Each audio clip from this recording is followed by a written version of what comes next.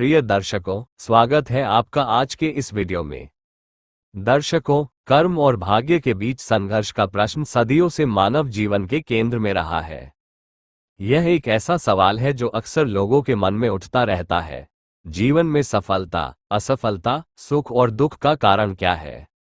क्या हमारी मेहनत और प्रयास यानी कि कर्म हमें उस दिशा में ले जाते हैं जिसे हम पाना चाहते हैं, या फिर सब कुछ पूर्व निर्धारित यानी कि भाग्य से ही होता है? इस प्रश्न पर विचार करते हुए मैंने एक कहानी बुनी है जो इन दो अवधारणाओं, कर्म और भाग्य, के गहरे अंतर संबंध और उनके प्रभावों को उजागर करती है।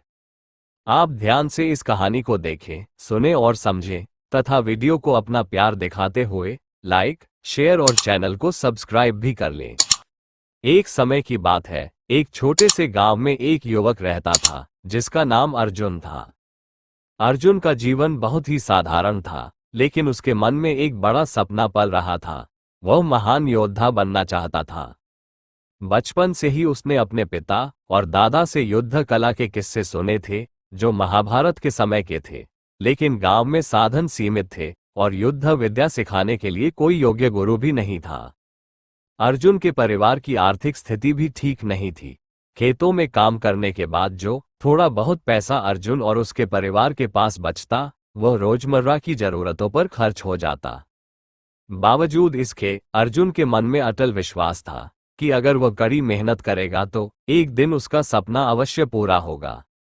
इसलिए उसने खुद से प्रण लिया कि वह किसी तरह धन और साधन जुटाएगा और अपने गांव से दूर जाकर एक योग्य गुरु से युद्ध विद्या सीखेगा। अर्जुन ने अपना सपना साकार करने के लिए हर संभव कोशिश करनी शुरू कर दी। उसने खेतों में दिन रात काम किया, गांव के बड़े बुजुर्गों से सलाह ली और जहां तक संभव हुआ धन जुटाने की कोशिश की। लेकिन हर बार कुछ न कुछ विघ्न आ ही जाता। एक बार जब वह काफी धन जुटा चुका था तो उसकी मां बीमार पड़ गई। इलाज के लिए उसने सारा धन खर्च कर दिया। अर्जुन का मन उदास हो गया। उसे लगने लगा कि भाग्य उसके साथ नहीं है। वह जितनी भी मेहनत करता, कोई न कोई समस्या आ जाती और उसकी सारी मेहनत बेकार हो जाती। गांव के लोग भी उसे ताने मारते, तू कितना भी मेहनत कर ले, भाग्य ने अगर तेरे लिए कुछ और लिखा है तो तेरा सपना कभी पूरा नहीं होगा। ये सुनकर अर्जुन का आत्मविश्वास डगमगाने लगा। गांव में एक वृद्ध ब्राह्मण रहते थे जिन्हें लोग बहुत सम्मान देते थे। एक दिन अर्जुन उनसे मिलने गया और अपने दिल की सारी बातें बताईं। ब्राह्मण ने उसकी बातें ध्यान से सुनी और मुस्कुराते हुए कहा, बेटा, कर्म और भाग्य जीवन की दो सच्चाइयां हैं। लोग अक्सर मानते हैं कि भाग्य ही सब कुछ है, लेकिन ये पूरी सच्चाई नहीं है।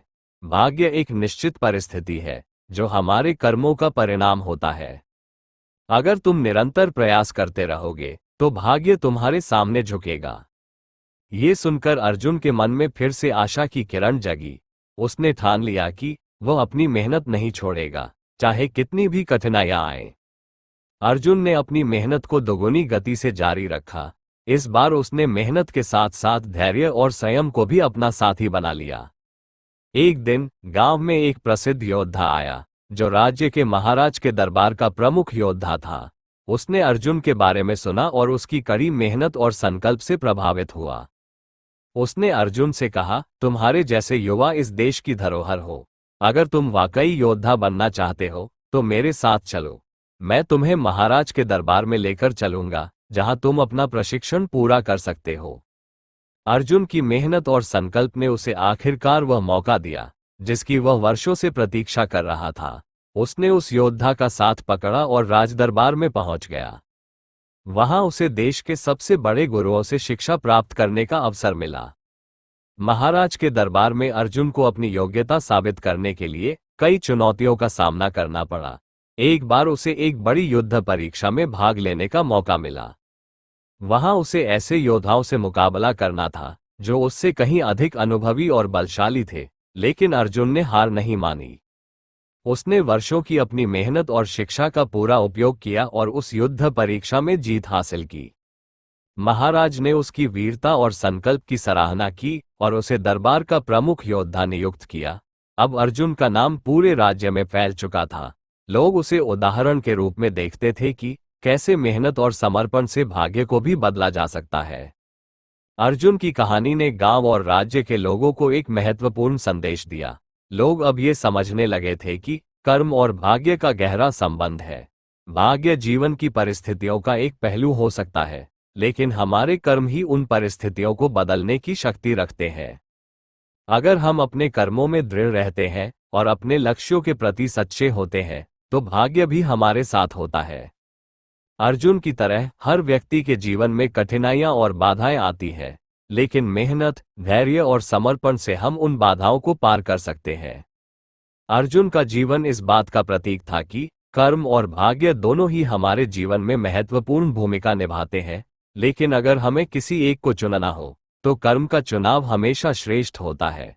भाग्य हमारी मेहनत और हमारे कर्मों का परिणाम होता है। इस कहानी का संदेश यही है कि जीवन में सफलता उन्हीं को मिलती है जो अपने कर्मों पर विश्वास करते हैं और निरंतर प्रयास करते रहते हैं। धन्यवाद। शुभम अस्तु।